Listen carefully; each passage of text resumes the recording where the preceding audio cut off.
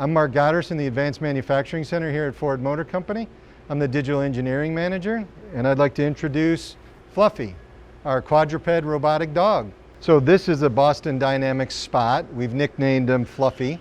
We're utilizing it to actually do laser scans of our facility. That image is then utilized by our engineers to develop new vehicle programs, and it allows them to develop more accurate layout of our facilities.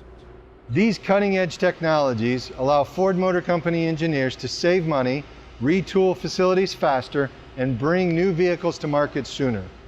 The opportunity here and what this robot dog can do is significantly going to change the engineering community. It also gets people excited about the fact that we're on cutting-edge technology here at Ford Motor Company.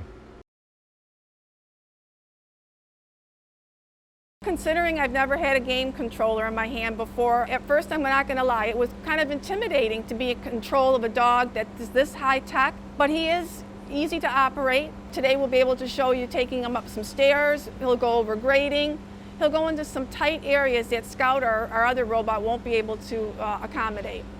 Like people bond with their cars or certain tools in their workshop, I certainly have bonded with my companion dog, Fluffy.